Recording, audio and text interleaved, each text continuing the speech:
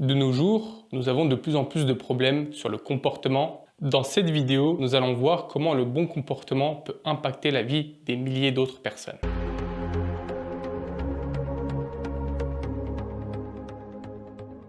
Il fut un temps, des siècles et des siècles avant l'arrivée de notre bien-aimé prophète Mohammed, que la paix soit sur lui, vivait un roi très dur, sans pitié et qui se prenait pour Dieu. Le pire est que son peuple l'avait accepté comme leur seigneur.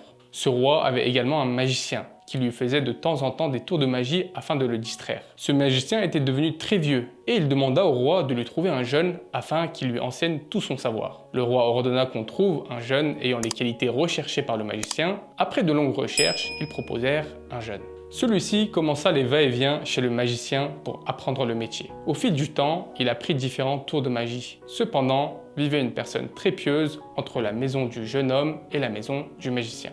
Vous pouvez vous demander comment se fait-il qu'une personne soit pieuse avant l'arrivée du prophète Mohammed, que la paix soit sur lui? Tout simplement que tous les prophètes, que la paix soit sur eux, ont apporté la même religion qui est l'islam. Donc cette personne pieuse devait soit être du peuple de Aïssa ou Moussa, que la paix soit sur eux. Nous n'avons pas plus d'informations à ce sujet. Ce jeune homme fit connaissance avec cette personne pieuse. Après ce jour, en sortant de chez le magicien, le jeune homme passait voir cette personne. Ils discutaient de tout. La personne pieuse expliqua l'islam au jeune homme. Celui-ci accepta et devint musulman. Par contre, le jeune a dû faire face à une première épreuve, car il sortait de chez lui pour aller chez le magicien, mais du fait qu'il passait chez cette personne pieuse, il arrivait toujours en retard chez le magicien. Et quand il sortait de chez le magicien pour rentrer chez lui, il passait encore chez cette belle personne pieuse et cette fois, il était en retard chez lui. Ceci mit en colère le magicien qui allait jusqu'à battre son élève. Ouvrons une parenthèse pour expliquer le comportement du jeune homme, car on peut se demander mais pourquoi passe-t-il chez la personne pieuse?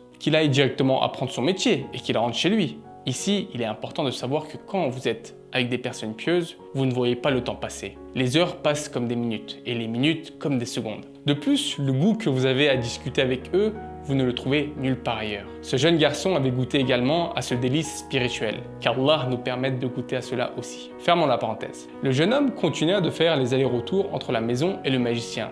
Mais un doute s'installa dans son cœur. Il se demanda si c'était le roi auquel le magicien croyait qui était le vrai Dieu ou celui dont la personne pieuse lui expliquait. Un soir, en rentrant chez lui, le jeune homme passait par une rue pas très éclairée et vide, où soudain un animal féroce lui coupa la route. Le jeune homme ramassa de suite une pierre et à ce moment précis, une inspiration lui vient au cœur. Et il dit: si le Dieu auquel la personne pieuse est supérieur à celui dont le magicien croit, que cet animal trouve la mort. Et il jeta la pierre qu'il avait dans la main en disant: au nom du Dieu de la personne pieuse. La pierre qui toucha l'animal le tua. Cette action renforça la foi du jeune homme, un peu comme le prophète Ibrahim, que la paix soit sur lui. Rappelez-vous quand il avait demandé à Allah comment les morts allaient être ressuscités, et qu'Allah lui avait répondu avec l'exemple des oiseaux. Vous pouvez retrouver cette histoire dans l'exégèse du Coran. Revenons à notre jeune. Lui aussi voulait avoir le cœur satisfait, chose faite. Un petit rappel ici, nous pouvons tous avoir un moment de doute et donc passer par ce stade, où on souhaite être satisfait en levant le doute, afin d'être plus proche d'Allah et d'accomplir les actes avec une meilleure foi. Il n'y a donc pas de mal à questionner, mais il ne faut pas forcément s'attendre à un miracle. Le jeune homme retourna voir la personne pieuse et lui raconta ce qu'il a vécu. Et le sage lui dit: à partir de maintenant, quand tu vas demander quelque chose à Allah, tu n'as pas besoin de citer mon nom. Tu peux directement demander à Allah, car je constate que tu m'as largement dépassé. Ce domaine fonctionne ainsi. Pour prouver que tu es un bon maître, tu dois enseigner ton savoir à un élève et l'élever au degré de maître. Et celui-ci deviendra un vrai maître une fois qu'il aura éduqué un élève et que ce dernier le dépassera. Bref, revenons à notre histoire. Le jeune homme a dépassé son maître au niveau spirituel. Quand il a invoqué Allah pour les malades, par la permission d'Allah, les malades trouvaient la guérison. Allah est le guérisseur, mais il crée des causes qu'on dit sebab en arabe, afin de donner la guérison. Vous allez chez le médecin pour vous faire soigner, mais c'est Allah qui vous donne la guérison, par l'intermédiaire du médecin et des médicaments. Voyant le niveau de piété de ce jeune garçon, son implication dans la religion, son amour et sa foi envers Allah, notre Créateur donna ce don à ce jeune homme de guérir les malades. Un jour, un proche du roi a perdu la vue. Il était devenu aveugle. Ce proche du roi faisait partie de ceux qui avaient accepté le roi comme Dieu. Haasha. L'aveugle, ayant entendu que ce jeune faisait des prodiges, vint le voir et lui demanda de lui donner la guérison.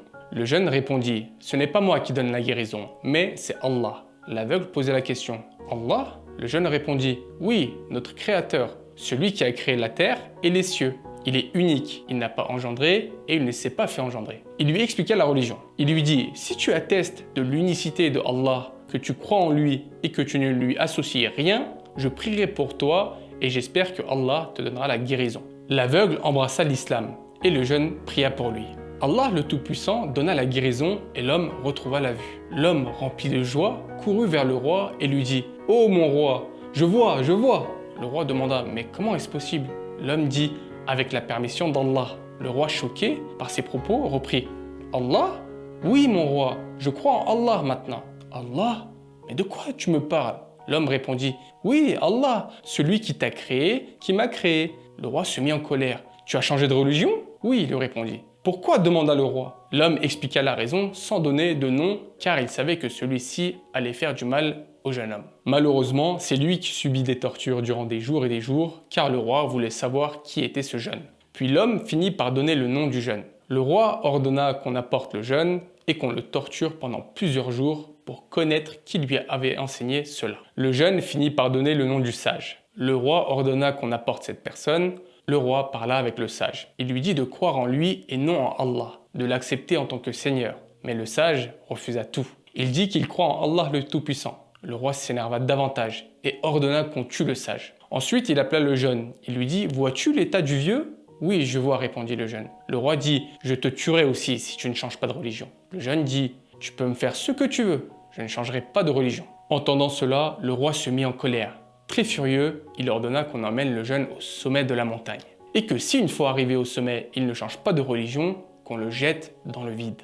Les soldats prirent la route avec le jeune. Arrivé au sommet, le jeune plia son cou et pria à Allah. Il dit « Ya Allah, je me plierai à ce que tu as décidé pour moi. J'accepte de plein cœur ce qui va m'arriver.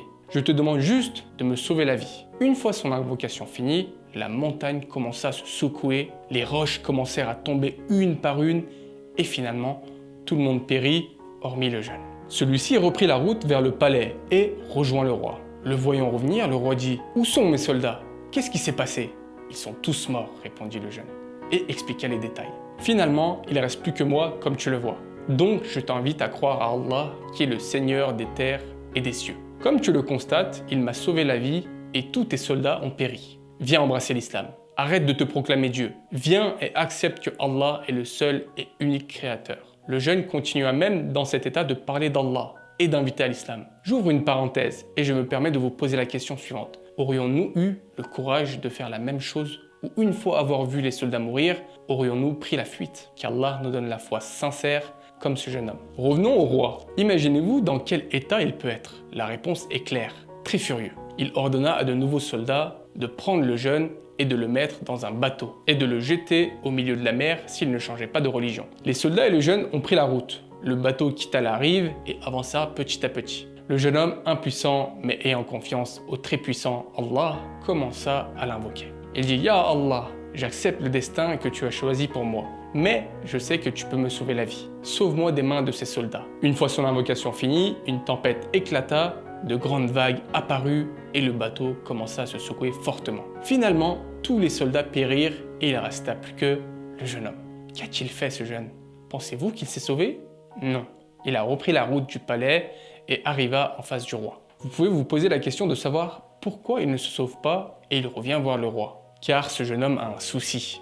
Il a un souhait, une volonté. Il espère qu'un maximum de personnes connaissent l'islam et adorent Allah le Tout-Puissant. Car il sait que si le roi se convertit à l'islam, la majorité du peuple va se convertir également. Ce que tout musulman devrait avoir dans le cœur, et cela passe par l'exemplarité. Donc s'il vous plaît, mes frères et mes sœurs musulmans et musulmanes, corrigeons notre comportement avant de corriger les autres. Car beaucoup de personnes s'éloignent de l'islam et sont même écœurées en voyant le comportement de la majorité des musulmans. Je n'ai aucun mot pour les bons, je les remercie du fond du cœur. Revenons à notre roi. Le jeune lui dit « Ne vois-tu pas la puissance d'Allah? Arrête de te proclamer Seigneur, embrasse l'islam. » Il insista pour que le roi voie la vérité. Le roi demanda encore une fois « Où sont mes soldats ?» Le jeune répondit « Comme les soldats précédents, ils ont tous péri. » Le roi devint encore plus furieux. Le voyant dans cet état, le jeune homme lui dit « Si tu fais ce que je vais te dire, tu pourras me tuer. Rassemble tout le peuple dans la cour. Attache-moi un arbre, voici mon arc et ma flèche,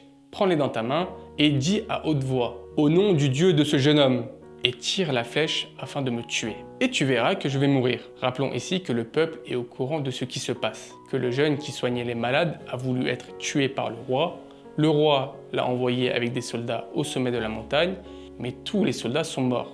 La même chose s'est produite au milieu de la mer, et le jeune homme est revenu à chaque fois. Le peuple se dit voyons ce qui va se passer, car le roi va le tuer dans la cour. Tout le monde attendait avec impatience ce qui allait se passer. Le roi prit l'arc et la flèche et cria « Au nom du Seigneur de ce jeune homme » et lança la flèche. La flèche toucha le jeune et celui-ci rendit son âme. Voyant cela, le peuple s'écria « Nous attestons que le Seigneur de ce jeune est Dieu le Tout-Puissant et nous croyons en lui. » Tout le peuple se prosterna dans la cour. Il est dit que le peuple vivant dans cette ville et aux alentours se convertissent tous à l'islam, car ils étaient tous satisfaits du comportement de ce jeune. Et oui, il y a des gens très pieux qui, même en rendant leur âme, permettent à des milliers de personnes d'embrasser l'islam. Je ne parle même pas de ce qu'ils sont capables de faire quand ils sont vivants. Et nous, où en sommes-nous dans la pratique de l'islam? Est-ce que l'islam que nous vivons est utile à notre propre personne? Est-ce que cette belle religion nous permet-elle d'embellir notre comportement? Je ne parle même pas d'essayer d'apporter quelque chose pour les autres. Qu'est-ce que l'islam nous apporte en personne? Je termine cette histoire par cette invocation. Qu'Allah nous permette de vivre la religion de la meilleure manière et de corriger notre comportement afin d'avoir le meilleur comportement, d'être exemplaire dans la société. Qu'Allah nous permette de vivre un islam qui va nous sauver dans ce bas monde et dans l'au-delà. Amin. Walhamdulillahi Rabbil Alamin.